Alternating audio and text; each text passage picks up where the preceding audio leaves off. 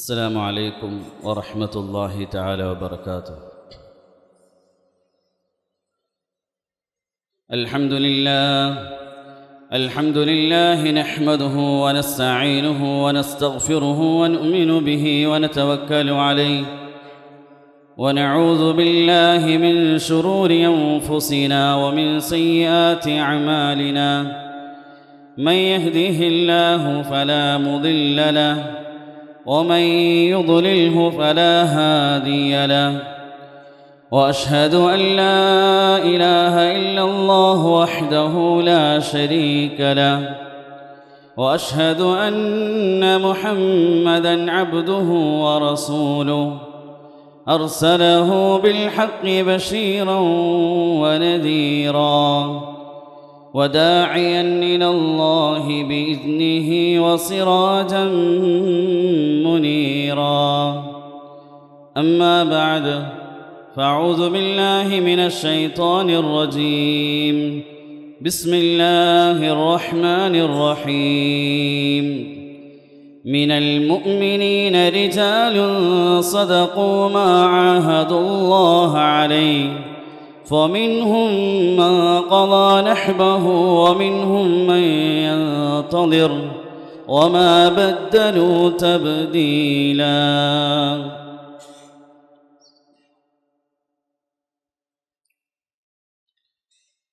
അല്ലാഹു സുബ്ഹാനഹു വ തആല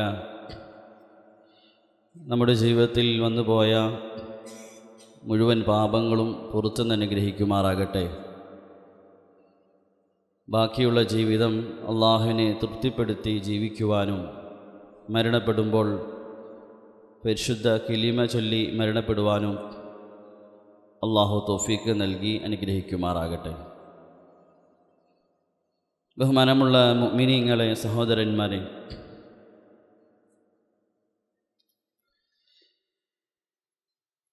ആധുനിക കാലഘട്ടത്തിലെ മുസ്ലിം ഉമ്മത്തിന്, ഈ ഉമ്മത്തിൽപ്പെട്ട ഓരോ പുരുഷനും സ്ത്രീക്കും ഏറ്റവും ആവശ്യമുള്ള ഒന്നാണ് ഈ സമുദായത്തിൽ മുൻകഴിഞ്ഞു പോയ ചരിത്ര പുരുഷന്മാരെ, നവോത്ഥാന നായകരെ, ധീരന്മാരായ മുൻഗാമികളെ സ്മരിക്കുകയും അവരുടെ ചരിത്രം പഠിക്കുകയും അത് ചർച്ച ചെയ്യുകയും നമ്മളെ മക്കളെ പഠിപ്പിക്കുകയും അടുത്ത തലമുറയിലേക്ക് കൈമാറുകയും ചെയ്യുന്നത്. കാരണം കഴിഞ്ഞ സമൂഹത്തിൻ്റെ ചരിത്രം, കഴിഞ്ഞുപോയ കാലഘട്ടത്തിലെ മഹൽ വ്യക്തിത്വങ്ങളുടെ ചരിത്രം അറിയാത്ത ഒരു സമൂഹത്തിന് നേർമാർഗം പ്രാപിക്കാൻ സാധിക്കുകയില്ല. ഇഖ്റഉ താരീഖ് ഇദ് ഫീഹിൽ ഇബർ ലല്ല ഖൗമുൻ ലൈസ യദ്റൂനൽ ഖബർ. ചരിത്രം പഠിക്കാത്ത സമൂഹം എന്നും വഴികേടിലും സന്മാർഗം പ്രാപിക്കാത്ത അവസ്ഥയിലുമായിരിക്കും. മാത്രമല്ല, ഇന്ന് ഉമ്മത്തിനെ സംബന്ധിച്ച് ബാധിച്ചിരിക്കുന്ന വലിയൊരു രോഗമാണ് നിരാശ എന്നുള്ളത്. പ്രതിസന്ധികളും പ്രതികൂലാവസ്ഥകളും ഭരണകൂടത്തിൻ്റെ അക്രമങ്ങളും കണ്ട് ഉമ്മത്ത് വലിയ നിരാശയിലാണ്. എവിടെ നോക്കിയാലും നിരാശയുടെ വാക്കുകളാണ്. ഇതെന്തുകൊണ്ടുണ്ടായതാണ്? ഈ ഉമ്മത്ത് എങ്ങനെ നിരാശപ്പെടാൻ? എന്തുകൊണ്ട് ഈ ഉമ്മത്തിൽ ഈ നിരാശ എന്ന രോഗം ബാധിച്ചു?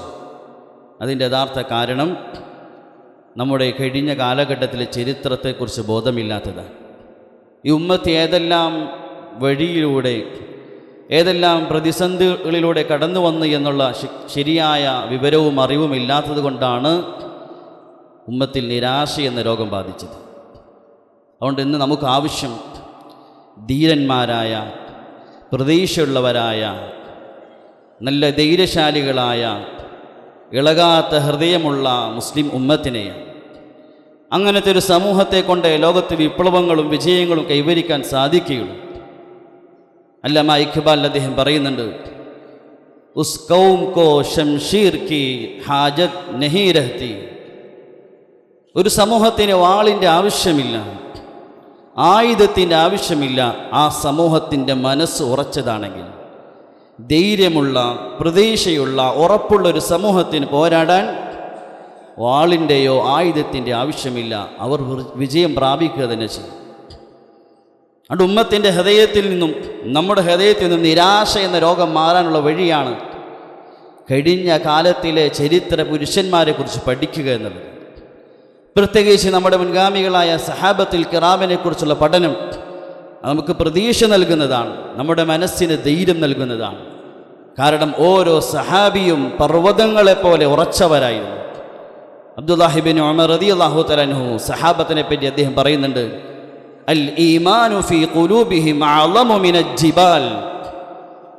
ബഹുമാനപ്പെട്ട സഹാബത്തുൽ കിറാമിൻ്റെ ഈമാൻ, അവരുടെ വിശ്വാസം, അവർക്ക് അള്ളാഹിലുള്ള പ്രതീക്ഷയും ഉറപ്പും പർവ്വതങ്ങളെക്കാൾ ഉറപ്പുള്ളതായിരുന്നു, പർവ്വതങ്ങളെക്കാൾ വലിപ്പമുള്ളതായിരുന്നു.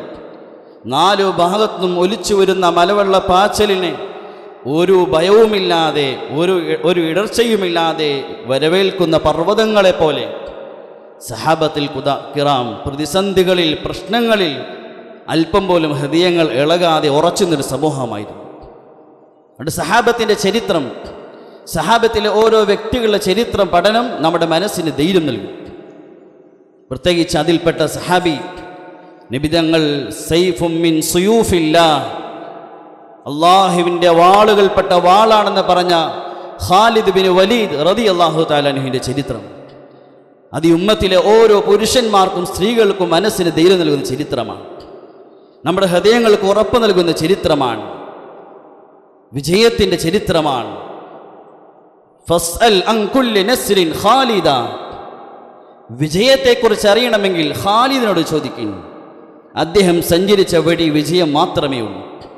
ഒരു വ്യക്തിയാണ്, പക്ഷേ അദ്ദേഹം സഞ്ചരിച്ച മുഴുവൻ വഴികളിലും വിജയത്തിൻ്റെ വഴികളേ ഉള്ളൂ, വിജയത്തിൻ്റെ ചരിത്രമേ ഉള്ളൂ. അതുകൊണ്ട് ഖാലിദ് റളിയല്ലാഹു തആല ചരിത്രം ഈ ഉമ്മത്തിൽപ്പെട്ട നാം ഓരോരുത്തരും പഠിച്ചാൽ നമുക്ക് പ്രതീക്ഷയുണ്ടാകും, നമുക്ക് ധൈര്യമുണ്ടാകും. ഏത് ഖാലിദാണ്? ഹിജറ 8 അല്ലെങ്കിൽ 9 വരെ ഇസ്ലാമിൻ്റെ മറുഭാഗത്ത് നിന്ന് ഇസ്ലാമിനെയും നബിതങ്ങളെയും തകർക്കാൻ പോരാടിയ ഖാലിദ്. ഒരു കാലഘട്ടം ഖാലിദ് റളിയല്ലാഹു അവിടെയാണ്. ഒരവസരവും വിട്ടുകളയാതെ നബിയെ വധിക്കാൻ നടന്ന ഖാലിദ് റളിയല്ലാഹു തആല ഉഹദിൽ മറുഭാഗത്ത് സഹാബാക്കൾക്കെതിരിൽ പോരാടിയ വ്യക്തിയാണ്. 70-ൽ ചില്ലാനം സഹാബാക്കൾ ഷഹീദായത് മറുപക്ഷത്ത് നിന്ന് ഖാലിദ് റളിയല്ലാഹു തആല അൻഹുവിൻ്റെ തന്ത്രമായിരുന്നു. പ്രധാനപ്പെട്ട സഹാബാക്കൾ മുസ്അബ് റളിയല്ലാഹു തആല അൻഹുവിനെ പോലെ, ഹംസ റളിയല്ലാഹു തആല അൻഹുവിനെ പോലെ, അബ്ദുല്ലാഹ് ഇബ്നു ജഹ്ഷ് റളിയല്ലാഹു തആല അൻഹുവിനെ പോലെ, ഹൻളല റളിയല്ലാഹു തആല പ്രമുഖരായ സഹാബാക്കൾ ഷഹീദായത് അന്ന് മറുഭാഗത്ത് നിന്ന ബുദ്ധിമാനായ ഖാലിദിൻ്റെ തന്ത്രമാണ്. ഖാലിദ് റളിയല്ലാഹു തആല അൻഹു തന്നെ സ്വയം പറയുന്നുണ്ട്, എൻ്റെ മുഴുവൻ ചിന്തയും നബിതങ്ങൾ എങ്ങനെ വധിക്കാൻ പറ്റുമെന്നായിരുന്നു. ഒരിക്കൽ സഹാബാക്കൾ നബിതങ്ങളും മറുഭാഗത്ത് നിൽക്കുമ്പോൾ ളുഹറിൻ്റെ സമയമായി നബി സഹാബാക്കളെയും കൂട്ടി ളുഹർ നമസ്കരിച്ചു. അന്ന് ഖാലിദ് റളിയല്ലാഹു തആല അൻഹു മുശ്രിക്കുകളുടെ കൂട്ടത്തിലാണ്. അദ്ദേഹം പറഞ്ഞു തൻ്റെ കൂട്ടുകാരോട്, നല്ല അവസരമായിരുന്നല്ലോ മുസ്ലിമീങ്ങൾ നമസ്കരിക്കുന്ന സമയം. കാരണം അവർക്ക് നമസ്കാരം എന്നാൽ മക്കളേക്കാൾ സമ്പത്തിനേക്കാൾ പ്രിയങ്കരമാണ്. അടുത്ത നമസ്കാര സമയം വരുമ്പോൾ നമുക്ക് അവരെ ആക്രമിക്കാം. പക്ഷെ അല്ലാഹു തആല സലാത്തുൽ ഖൗഫിൻ്റെ ഹുക്മിറക്കുകയുണ്ടായി. അപ്പം ഇങ്ങനെ ജീവിതത്തിൻ്റെ എല്ലാ തുറകളിലും നബിതങ്ങളെ വധിക്കാൻ നടന്ന ഒരു വ്യക്തിയായിരുന്നു ഖാലിദ്. പക്ഷെ റസൂലുള്ളാഹി സ്വല്ലല്ലാഹു അലൈഹി വസല്ലം തങ്ങളുടെ ഹൃദയം നോക്കി, തങ്ങളുടെ ഉമ്മത്തിനുള്ള കരുണയും സ്നേഹവും നോക്കി. നിബിതങ്ങൾ ഇത്രയും വലിയ കഠിന ശത്രുവായിരുന്ന, തൻ്റെ ജീവൻ എടുക്കാൻ കൊതിച്ചു നടന്ന മനുഷ്യൻ്റെ ഹിദായത്താണ് നബിതങ്ങൾ കൊതിച്ചത്. റസൂലുള്ളാഹി സ്വല്ലല്ലാഹു അലൈഹി വസല്ലം വിജയിച്ച് അവസാനം മക്കം ഫതഹായി. ഖാലിദ് റളിയല്ലാഹു തആല അൻഹു അന്ന് മുസ്ലിമായിട്ടില്ല. അദ്ദേഹം പറയുന്നു, എനിക്ക് ലജ്ജ തോന്നി മക്കയിൽ നിൽക്കാൻ. കാരണം മുഹമ്മദ് സല്ലല്ലാഹു അലൈഹി വസല്ലം സംഘവും മക്കയിലേക്ക് വിജയിച്ചു വരികയാണ്. എനിക്ക് മക്കയിൽ നിൽക്കാൻ ലജ്ജ തോന്നി. ഞാൻ മക്ക വിട്ട് നബിയെ കാണാതിരിക്കാൻ യാത്ര ചെയ്തു. സല്ലല്ലാഹു അലൈഹി വസല്ലമയുടെ കാരുണ്യത്തിൻ്റെ ഹൃദയം, മനുഷ്യരുടെ ഹിദായത്ത് കൊതിക്കുന്ന ഹൃദയം. നബിതങ്ങൾ മക്കയിൽ വന്നപ്പോൾ അന്ന് നബിതങ്ങളുടെ സഹാബിയായിരുന്ന ഖാലിദിൻ്റെ സഹോദരനായിരുന്ന വലീദ് ഇബ്നു വലീദിനോട് തങ്ങൾ ചോദിച്ചു, വലീദേ, നിന്റെ സഹോദരൻ ഖാലിദ് എവിടെയാണ്? നിന്റെ സഹോദരൻ ഖാലിദ് എവിടെയാണ്? ഖാലിദ് ബുദ്ധിമാനായിരുന്നല്ലോ, ഖാലിദിന് ബുദ്ധി ഉണ്ടായിരുന്നല്ലോ, ഖാലിദ് വന്നിരുന്നെങ്കിൽ നമ്മൾ ഖാലിദിനെ മുന്നിൽ നിർത്തുമായിരുന്നല്ലോ. ഇത്രയും ബുദ്ധിമാനായിട്ട് ഖാലിദ് എന്താ ഇസ്ലാമിനെ മനസ്സിലാക്കാത്തത്? നബി തങ്ങൾ സല്ലല്ലാഹു അലൈഹി വസല്ലം ഇങ്ങനെയെല്ലാം തൻ്റെ സഹോദരനെ ചോദിച്ചു. സഹോദരനായ വലീദ് ഖാലിദ് റളിയല്ലാഹു തആല കത്തെഴുതി, ഖാലിദേ നീ എവിടെയാണ്? നിന്നെ പോലെ ബുദ്ധിയുള്ളവർക്ക് എന്തുകൊണ്ട് ഇസ്ലാം മനസ്സിലാകുന്നില്ല? ഖാലിദേ നിന്റെ ബുദ്ധി അതിശക്തിയാണ്, ഭയങ്കരമായ ശക്തിമാനായ ബുദ്ധിയുള്ളവനാണല്ലോ, നീ എന്തുകൊണ്ട് ഇസ്ലാമിനെ മനസ്സിലാക്കുന്നില്ല? ഖാലിദേ നിന്നെക്കുറിച്ച് മുഹമ്മദ് സല്ലല്ലാഹു അലൈഹി വസല്ലം എന്നോട് ചോദിച്ചു, ഐന ഖാലിദ്, വലീദേ നിന്റെ സഹോദരൻ ഖാലിദ് എവിടെയാണ്? ഞാൻ നബിയോട് പറഞ്ഞു, ഖാലിദിനെ അള്ളാഹു കൊണ്ടുവരും നബിയെ, താങ്കൾ നിരാശപ്പെടേണ്ട. ജീവിതം മുഴുവൻ വധിക്കാൻ വേണ്ടി നടന്ന ശത്രുവിനെക്കുറിച്ച് തങ്ങളുടെ പ്രതീക്ഷയും തങ്ങളുടെ നല്ല വാക്കുകളും ഖാലിദിൻ്റെ ചെവിയിലെത്തിയപ്പോൾ അറിയാതെ ഇസ്ലാമിലേക്ക് ഖാലിദ് അടുത്തു. ഖാലിദ് റളിയല്ലാഹു തആല അൻഹു മദീനയിലേക്ക് പുറപ്പെട്ടു ഇസ്ലാം സ്വീകരിക്കാൻ. ഖാലിദ് റളിയല്ലാഹു തആല മദീനയിൽ വന്നു. നബി തങ്ങൾ അതിയായി സന്തോഷിച്ചു, അതിയായി തങ്ങൾ സന്തോഷിച്ചു. അൽഹംദുലില്ലാഹില്ലദീ ഹദാക്, നിനക്ക് ഹിദായത്ത് നൽകി അല്ലാഹുവിന് സർവസ്തുതിയും. തങ്ങൾ പറഞ്ഞു, ഖാലിദേ എനിക്കറിയാമായിരുന്നു നിന്നെ പോലെ ഇത്രയും ബുദ്ധിയുള്ള ഒരാൾ ഇസ്ലാമിൽ നിന്ന് അകലുകയില്ല. നീ അവസാനം ഇസ്ലാമിലേക്ക് മടങ്ങുമെന്ന് എനിക്ക് ഉറപ്പായിരുന്നു ഖാലിദേ, കാരണം നിനക്ക് അല്ലാഹു നല്ല ബുദ്ധി നൽകിയിട്ടുണ്ട്. തങ്ങൾ പറഞ്ഞു, ഇന്നൽ മക്കത ഖദ് അൽഖത ഇലൈന അഫ്ലാദ കബാദിഹാ, ദാ മക്ക അതിൻ്റെ കരളിൻ്റെ കഷ്ണങ്ങളെ നമ്മിലേക്ക് ഇട്ടു തന്നിരിക്കുകയാണ്. ഖാലിദ് റളിയല്ലാഹു തആല പോലെയുള്ള മക്കയുടെ കരളിൻ്റെ കഷ്ണമായി സഹാബാക്കൾ നബി തങ്ങൾ അല്ലാഹു നൽകുകയുണ്ടായി. സഹോദരന്മാരെ, നമുക്കൊരു നല്ലൊരു ഗുണപാഠമാണ്, നല്ലൊരു ഗുണപാഠമാണ്. അള്ളാഹു നമുക്ക് നൽകിയ ഇസ്ലാമിനെ നമ്മൾ വിലമതിക്കുന്നില്ല എങ്കിൽ, പാരമ്പര്യ മുസ്ലിമീങ്ങളെന്ന് അവകാശപ്പെടും നമ്മൾ ഇസ്ലാം ലഭിച്ചിട്ടും അതിനെ വിലമതിക്കാതെ നമ്മൾ അതിനെ വലിച്ചെറിയുകയാണ് എങ്കിൽ ഇസ്ലാം അള്ളാഹുവിൻ്റേതാണ്, അള്ളാഹു നിലനിർത്തുക തന്നെ ചെയ്യും. അതിന് നമ്മുടെ ആരുടെയും ആവശ്യമില്ല. ഇസ്ലാമിനെ നിലനിർത്താൻ ശത്രുപക്ഷത്തിൽ നിന്ന് അള്ളാഹു ആളെ കൊണ്ടുവരും. ഖാലിദിനെ പോലെയുള്ള ഇസ്ലാമിനെതിരെ പോരാടിയ ആളുകളെ അള്ളാഹ് ഇസ്ലാമിൽ കൊണ്ടുവന്ന് അവരെ കൊണ്ട് അള്ളാഹ് ഇസ്ലാമിനെ നിലനിർത്തുമെന്നൊരു പാഠമാണിത്. നമുക്ക് നൽകി ഇസ്ലാമിനെ വിലമതിക്കുന്നില്ല എങ്കിൽ. ഖാലിദ് റളിയല്ലാഹു തആല അൻഹു അദ്ദേഹം ഇസ്ലാം സ്വീകരിച്ചു. അദ്ദേഹത്തിൻ്റെ ചരിത്രം പഠിച്ചു നോക്കി. ധീരനായൊരു വ്യക്തിത്വം, ഇസ്ലാമിന് വേണ്ടി തനിക്ക് ലഭിച്ചതെല്ലാം അർപ്പണം ചെയ്യുന്ന മനോഭാവവും, തനിക്ക് എന്തെല്ലാം ലഭിച്ചു അതെല്ലാം ഒരു കാലഘട്ടം വരെ, അടുത്ത നിമിഷം വരെ ഇസ്ലാമിനെതിരെ പോരാടിയിരുന്നെങ്കിൽ അടുത്ത നിമിഷം ഇതാ തനിക്ക് ലഭിച്ച മുഴുവൻ ഇസ്ലാമിന് അർപ്പണം ചെയ്യാൻ, ഇസ്ലാമിൻ്റെ കൊടി ഉയരണമെന്ന ആഗ്രഹത്തിൽ ജീവിക്കുന്നൊരു വ്യക്തി. അദ്ദേഹം പങ്കെടുത്ത 100 കണക്കിന് യുദ്ധങ്ങളുണ്ട്, വിജയിച്ച യുദ്ധങ്ങൾ, പോരാട്ടങ്ങൾ. അതിൽ പ്രധാനപ്പെട്ട ഒന്നാണ് മുഅ്തത്ത് യുദ്ധം. സല്ലല്ലാഹു അലൈഹി വസല്ലം സഹാബാക്കളെ അയക്കുമ്പോൾ തങ്ങൾ പറഞ്ഞു, ഇതിൻ്റെ ലീഡർ, ഇതിൻ്റെ കമാൻഡർ ഹാരിസ എന്ന സഹാബിയാണ്. അദ്ദേഹം വഫാത്തായാൽ പിന്നെ ജഅഫർ റളിയല്ലാഹു തആല അൻഹു ആണ്. അദ്ദേഹം വഫാത്തായാൽ പിന്നെ അബ്ദുല്ലാഹ് ഇബ്നു റവാഹയാണ്. ഈ 3 പേരും മരണപ്പെട്ട് കഴിഞ്ഞാൽ പിന്നെ മുസ്ലിമീങ്ങൾ ആലോചിച്ച ഒരാളെ അവരുടെ കമാൻഡറാക്കിക്കൊള്ളട്ടെ, ലീഡറാക്കിക്കൊള്ളട്ടെ. നബി തങ്ങൾ പറഞ്ഞതുപോലെ സംഭവിച്ചു. അവസാനം ഖാലിദ് റളിയല്ലാഹു തആല അൻഹുവിനെ മുഅ്തത്തിലെ നായകനാക്കി. 3000 വരുന്ന മുസ്ലിം സൈന്യം 2 ലക്ഷം വരുന്ന മറുഭാഗത്തോടെ ഏറ്റുമുട്ടി വിജയം പ്രാപിക്കുകയുണ്ട്. നാം എന്തിനു നിരാശപ്പെടണം? നാം ഒരിക്കൽ ന്യൂനപക്ഷമല്ല. ഇസ്ലാമിൻ്റെ ചരിത്രം അങ്ങനെയല്ല. 3000 വരുന്ന മുഅ്തത്തിലെ സഹാബാക്കൾ ഏറ്റുമുട്ടിയത് 2 ലക്ഷത്തോടാണ്. ഖാലിദ് റളിയല്ലാഹു തആല പറയുന്നുണ്ട്, അന്ന് ആ പോരാട്ടത്തിൽ ഞാൻ 9 വാളുകൾ ഞാൻ ഉപയോഗിച്ചു. അത്രയും ധീരനായിരുന്നു. ഇതാണ് ഇസ്ലാമിൻ്റെ ചരിത്രം. പിന്നെ അദ്ദേഹം പങ്കെടുത്ത പ്രധാന മറ്റൊരു പോരാട്ടമായിരുന്നു യമാമ, മുസൈലിമത്തുൽ കസ്സാബ്, കള്ളപ്രവാചകൻ വാചിച്ച മുസൈലിമിനുള്ള പോരാട്ടം. സഹാബാക്കൾ 13,000, മറുപക്ഷം 40,000. ഖാലിദ് റളിയല്ലാഹു നയിച്ച ഒരു പോരാട്ടമാണ്. വളരെ നിഷ്പ്രയാസം അതിൽ സഹാബാക്കൾ വിജയിക്കുകയുണ്ടായി. പിന്നെ അദ്ദേഹം നയിച്ച മറ്റൊരു പ്രധാന പോരാട്ടമാണ് യർമൂക്ക് യുദ്ധം. അത്ഭുതകരമായ ചരിത്രമാണ്. ലോക ചരിത്രത്തിൽ എവിടെയും ഇങ്ങനത്തെ ഒരു പോരാട്ടം കാണാൻ സാധിക്കുകയില്ല. മുസ്ലിം സൈന്യത്തിൻ്റെ എണ്ണം 36,000, മറുപക്ഷത്ത് 2,40,000. 36,000 പേർ 2,40,000 പേരോട് പോരാടുകയാണ്. ചില സഹാബാക്കൾ ശത്രുക്കളുടെ എണ്ണവും വലിപ്പവുമെല്ലാം കണ്ടപ്പോൾ ചിലർ പറഞ്ഞു, മാ അക്സർ റൂം, റൂം എത്ര ശക്തരാണ്, എത്ര വലിയ സൈന്യമാണ്. വാഖൽ മുസ്ലിമീൻ, മുസ്ലിമീൻ എത്ര ന്യൂനപക്ഷമാണ്. ഖാലിദ് റളിയല്ലാഹു കേട്ടപ്പോൾ പറഞ്ഞു, നിശബ്ദനാകിൻ, നീ എന്തായി പറയുന്നത്? മാ അക്സറൽ മുസ്ലിമീൻ വാഖൽ റൂം.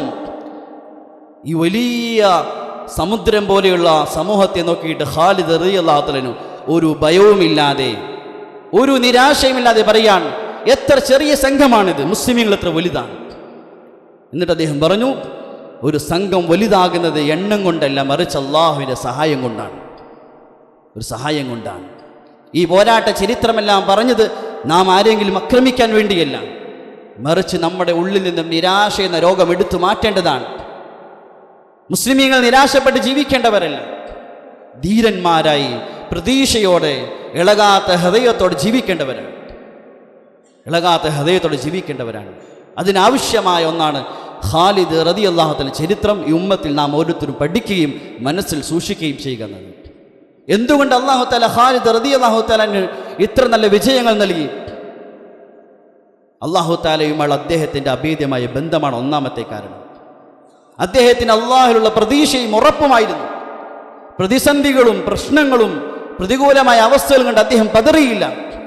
എൻ്റെ റബ്ബെനിക്ക് മതി, അദ്ദേഹം പതറിയില്ല, ഉറച്ചു നിന്നു. വലിയ വലിയ പ്രതിസന്ധി ഘട്ടങ്ങളിൽ അദ്ദേഹം പതറിയില്ല, ഉറച്ചു നിന്നു. അതുകൊണ്ട് അബൂബക്കർ റളിയല്ലാഹു തആല അൻഹു തന്നെ യർമൂക്കിലേക്ക് അദ്ദേഹത്തെ അയക്കുമ്പോൾ അബൂബക്കർ റളിയല്ലാഹു അൻഹു പറയുന്നുണ്ട്, ഞാൻ ഖാലിദിനെ അയക്കുകയാണ് യർമൂക്കിലേക്ക്. നസ്രാനികളുടെ എല്ലാ വസ്വാസും അള്ളാഹു അദ്ദേഹത്തെ കൊണ്ട് മാറ്റട്ടെ, അദ്ദേഹം മതിയായതാണ്.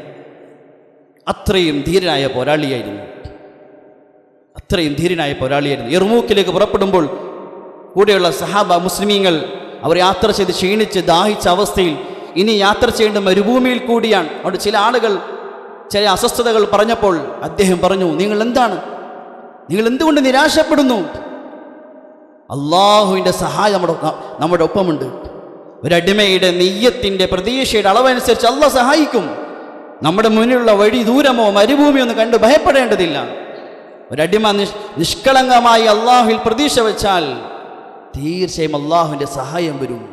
അതുകൊണ്ട് ഖാലിദ് റളിയല്ലാഹു തആലയുടെ ജീവിതത്തിൽ നിന്നും ഉമ്മത്തിൽപ്പെട്ട നമ്മൾ പഠിക്കേണ്ട ഒന്നാമത്തെ പാഠം അതാണ്. എപ്പോഴും പ്രതീക്ഷയുള്ളവരായിരിക്കണം. ഒരവസ്ഥയും എണ്ണത്തിൻ്റെ വലിപ്പമോ അധികാര ശക്തിയെ കൊണ്ട് ഭയപ്പെട്ട് ജീവിക്കേണ്ടവരല്ല. ഏത് പ്രതിസന്ധിയിലും അള്ളാഹുവിൽ പ്രതീക്ഷ ജീവിക്കുന്നവരാകണം. 2, നമ്മുടെ ജീവിതം ദീനിന് അർപ്പണം ചെയ്യാനുള്ളതാണ്. ഖാലിദ് റളിയല്ലാഹു തആല മുസ്ലിമായ നിമിഷം മുതൽ പിന്നെ തൻ്റെ ജീവിതവും തൻ്റെ മുഴുവൻ കഴിവുകളും ഇസ്ലാമിന് അർപ്പണം ചെയ്തു. എല്ലാം ദീനിന് വേണ്ടി അർപ്പണം ചെയ്തു. എല്ലാ നിലയിലും തന്നെ പൂർണ്ണമായി അള്ളാഹുവിനും ദീനിനും അദ്ദേഹം അർപ്പിച്ചു. അദ്ദേഹം തന്നെ പറയുന്നുണ്ട്, എൻ്റെ ശരീരത്തിൽ ഒരു സ്ഥലം പോലും ബാക്കിയില്ല, അവിടെയെല്ലാം മുറിവേൽക്കാത്ത അവസ്ഥയിൽ. അത്രയും തൻ്റെ ശരീരത്തെ വഴിയിൽ അർപ്പണം ചെയ്തു.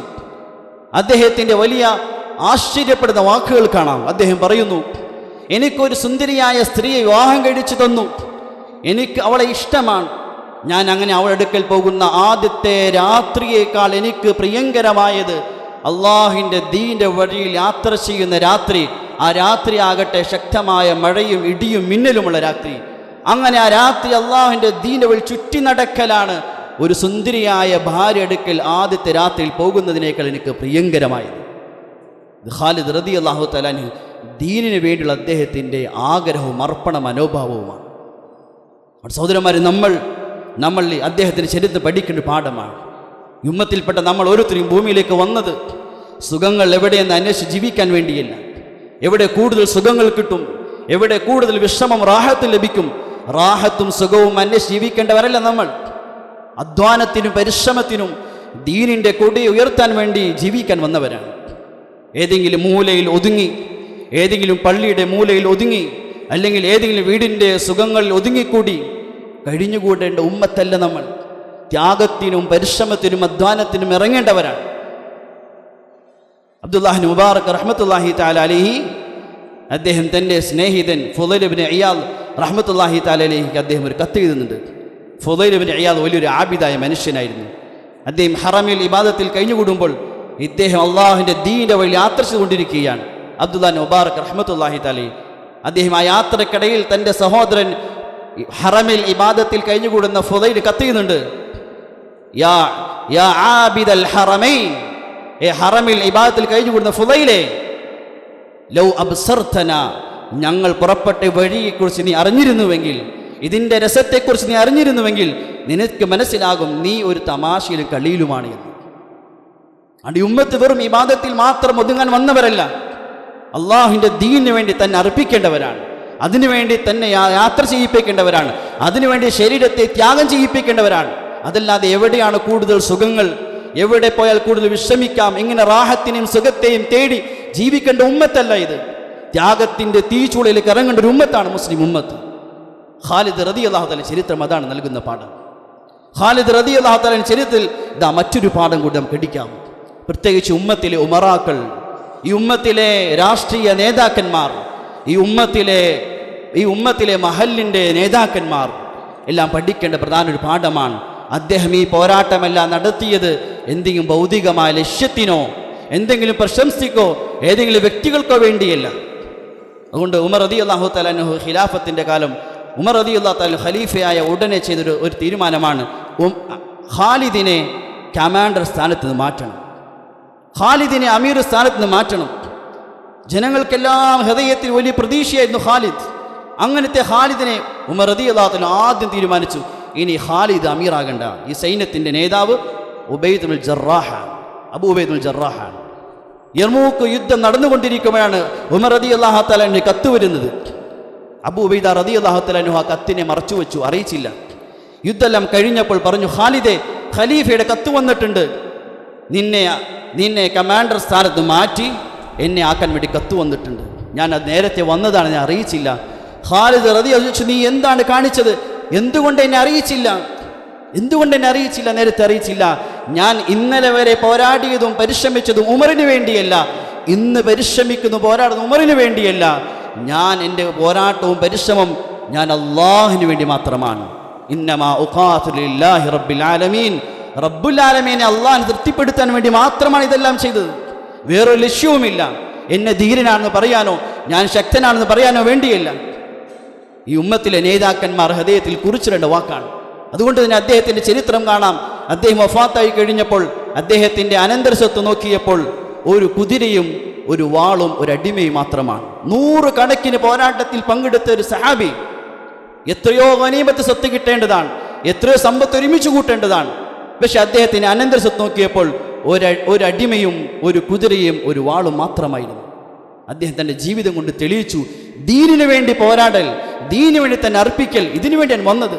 ദുന്യാവുണ്ടാക്കാനോ പ്രശംസ നേടാനോ പാർട്ടിക്കോ അല്ലെങ്കിൽ വ്യക്തികൾക്കോ വേണ്ടി ജീവിക്കാൻ വന്നവരല്ല. ഇങ്ങനെ ഖാലിദ് റളിയല്ലാഹു തആല ചരിത്രം നോക്കിയാൽ ധാരാളം പാഠം നമുക്ക് നൽകുന്നുണ്ട്. എന്തുകൊണ്ടാണ് ഉമർ റളിയല്ലാഹു തആല അദ്ദേഹത്തെ ഇത്രയും ധീരനും ഇത്രയും ബുദ്ധിമാനുമായ ഖാലിദിനെ കമാൻഡർ സ്ഥാനത്ത് മാറ്റിയത്? ഉമർ റളിയല്ലാഹു തആല തന്നെ പറയുന്നുണ്ട്, ഞാൻ ജനങ്ങളുടെ വിഷയത്തിൽ ഞാൻ ഭയപ്പെട്ടു, ജനങ്ങൾ ഫിത്നയിലായി പോകുമോ എന്ന് ഞാൻ ഭയപ്പെട്ടു. എന്താണ്? ജനങ്ങൾ ഖാലിദിനെ കൊണ്ടാണ് ഈ വിജയമെല്ലാം, ഖാലിദിൻ്റെ കഴിവ് കൊണ്ടാണ്, ഖാലിദിൻ്റെ ബുദ്ധി കൊണ്ടാണ് ഈ വിജയമെല്ലാം എന്ന് ജനങ്ങൾ ചിന്തിച്ച് അള്ളാഹുവിൽ നിന്ന് അവരുടെ പ്രതീക്ഷ മാറിപ്പോകുമോ എന്ന് ഞാൻ ഭയന്നത് കൊണ്ടാണ്. ജനങ്ങൾ മനസ്സിലാക്കണം, ഈ വിജയമെല്ലാം ഖാലിദിൻ്റെ കഴിവല്ല. അള്ളാഹുവാണ് ഇതെല്ലാം ചെയ്യിപ്പിക്കുന്നത്. ഒരു വ്യക്തിയെ കൊണ്ടും ഇസ്ലാമിന് ഉയർച്ച ഉണ്ടാകുന്നില്ല. ഇസ്ലാമിൻ്റെ ഉയർച്ചയും വിജയവും അള്ളാഹുവിനെ കൊണ്ട് മാത്രമാണ്. ജനങ്ങൾ പഠിക്കാൻ വേണ്ടിയാണ് ഞാൻ ഖാലിദിനെ മാറ്റിയത്. ഇതും നമുക്കൊരു പാഠമാണ്. ഇന്നും മുസ്ലിം ഉമ്മത്ത് പ്രതിസന്ധിയിലും പ്രശ്നങ്ങൾ നിൽക്കുമ്പോൾ നമുക്കൊരു വ്യക്തിയിലേക്കും പ്രതീക്ഷ വേണ്ട, ഒരു പാർട്ടിയിലേക്കും പ്രതീക്ഷ വേണ്ട. ഇന്ന വ്യക്തി നമ്മുടെ മുന്നിൽ വന്നാൽ ഇന്ന വ്യക്തിയെ കൊണ്ട് ഇവരെ പരാജയപ്പെടുത്താം, ഇന്ന വ്യക്തി വന്നാൽ നമ്മുടെ പ്രശ്നങ്ങൾ തീരും. ഇല്ല, ഒരു വ്യക്തി നമുക്ക് പരിഹാരമില്ല. നമ്മുടെ മുഴുവൻ പ്രശ്നത്തിന് പരിഹാരം അള്ളാഹുവിലാണ്. മുഴുവൻ അവസ്ഥയിലും നമുക്ക് പ്രതീക്ഷ, മുഴുവൻ അവസ്ഥയിലും പ്രതീക്ഷ അള്ളാഹുവിലായിരിക്കണം. എൻ്റെ റബ്ബ് എനിക്ക് മതി, ഉമ്മത്തിൻ്റെ മുഴുവൻ പ്രശ്നങ്ങളും അള്ളാഹുവിന് പരിഹരിക്കാൻ സാധിക്കും. ഖാലിദ് റളിയല്ലാഹു അൻഹു ജീവിതം മുഴുവൻ അങ്ങനെ അർപ്പണം ചെയ്ത് അവസാനം അദ്ദേഹം വഫാത്തിൻ്റെ സമയമായി. അദ്ദേഹം തൻ്റെ വീട്ടിൽ വിരിപ്പിൽ കിടന്ന് അദ്ദേഹം കരയുകയാണ്. മരണത്തോടടുത്ത സമയം. എന്താണ് അദ്ദേഹം കരയുന്നത്? ജീവിതം മുഴുവൻ രണഭൂമിയിലായിരുന്നു, പോരാട്ട ഭൂമിയിലായിരുന്നു. അന്ത്യവിശ്രമം കൊണ്ട് രാത്രി ഉറങ്ങിയിരുന്നത് രണഭൂമിയിലായിരുന്നു. പക്ഷെ ഞാൻ മരിക്കുന്നത്, എൻ്റെ വഫാത്ത് എൻ്റെ വീട്ടിൽ വിരിപ്പിലാണല്ലോ, എനിക്ക് ഷഹാദത്ത് ലഭിക്കുന്നില്ലോ എന്ന ദുഃഖമാണ്. സഹോദരന്മാർ, ഇതും ഒരു പാഠമാണ്.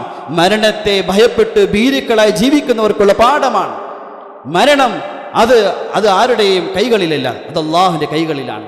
അഥവാ മരണം ആരുടെയും കൈകളിലായിരുന്നുവെങ്കിൽ ഖാലിദ് റളിയല്ലാഹു അൻഹു പോലുള്ള സഹാബി, 100 കണക്കിന് പോരാട്ടങ്ങൾ പങ്കെടുത്ത സഹാബി, രാത്രിയും പകലുമെല്ലാം പോരാട്ട ഭൂമിയിലാണ്. മാത്രമല്ല സ്വയമായി ഷഹാദത്തിനെ തേടി ജീവിക്കുന്നൊരു വ്യക്തി, എവിടെ ഷഹീദാകാൻ സാധിക്കുമെന്ന് ആഗ്രഹിച്ച് ജീവിക്കുന്നൊരു വ്യക്തി, എല്ലാ ദിവസവും വാളിൻ്റെ മുന്നിൽ ജീവിക്കുന്നൊരു വ്യക്തി മരിക്കുന്നതാകട്ടെ വീട്ടിൽ വിരിപ്പിൽ കിടന്നിട്ടാണ്. ഇതിൻ്റെ അർത്ഥം എന്താണ്? മരണം അള്ളാഹുവിൽ നിന്നാണ്. ആരുടെ കരങ്ങളിലും അള്ളാഹു മരണം വെച്ചിട്ടില്ല. അതുകൊണ്ട് ഏത് അവസ്ഥയിലും ഉമ്മത്തിൻ്റെ പ്രതീക്ഷയും ഉറപ്പും അള്ളാഹുവിലേക്ക് തിരിയണം. ഇങ്ങനെയുള്ള ഖാലിദുമാരാണ് ഇനി ഉമ്മത്തിന് ആവശ്യം. വലിയ ഉയർന്ന മിനാരങ്ങളുള്ള പള്ളികളല്ല ഈ ഉമ്മത്തിന് ഇനി ആവശ്യം. ഉമ്മത്തിന് ആവശ്യം ഇതുപോലെയുള്ള ഖാലിദുമാർ വീണ്ടും ജീവിക്കണം, പിറവിയെടുക്കണം. ഇനി ഉമ്മത്തിലെ സ്ത്രീകൾ ഇതുപോലെയുള്ള ഖാലിദിനെ വീണ്ടും പ്രസവിക്കപ്പെടണം. അബൂബക്കർ റളിയല്ലാഹു തആല പറഞ്ഞ പോലെ അജിസത്തിൻ നിസാ അയലിദനൽ ഖാലിദിനെ പോലെയുള്ളവരെ പ്രസവിക്കുന്നതിൽ സ്ത്രീകൾ അശക്തരായി പോയിരിക്കുന്നു. നമുക്ക് ആവശ്യം അങ്ങനെയാണ്. അങ്ങനെയുള്ള ഇനിയും നമ്മുടെ മക്കളിൽ, നമ്മുടെ തലമുറയിൽ ഇതുപോലെ ദീനു വേണ്ടി ജീവിക്കുന്ന, ഇസ്ലാമിൻ്റെ കൊടിയെ ഉയർത്തുന്ന ധീരന്മാരായ മക്കൾ നമ്മൾ ഉണ്ടായിത്തീരണം. അതിനേറ്റവും ആവശ്യമായ ഒന്നാണ് ഇങ്ങനത്തെ സഹാബി ചരിത്ര പുരുഷന്മാരുടെ ചരിത്രങ്ങൾ നാം പഠിക്കുകയും നമ്മുടെ മക്കളെ പഠിപ്പിക്കുകയും പറഞ്ഞു കൊടുക്കുകയും അത് തലമുറയിൽ കൈമാറുകയും ആ ചർച്ചയിലൂടെ നമ്മുടെ ഉമ്മത്തിനെ തലമുറയെ വാർത്തെടുക്കുകയും ചെയ്യുക എന്നുള്ളത് അല്ലാഹു തആല കാര്യങ്ങൾ മനസ്സിലാക്കി അമൽ ചെയ്യാൻ തൗഫീഖ് ചെയ്യുമാറാകട്ടെ. വആഖിറു ദുആനിൽ ഹംദുലില്ലാഹി റബ്ബിൽ ആലമീൻ.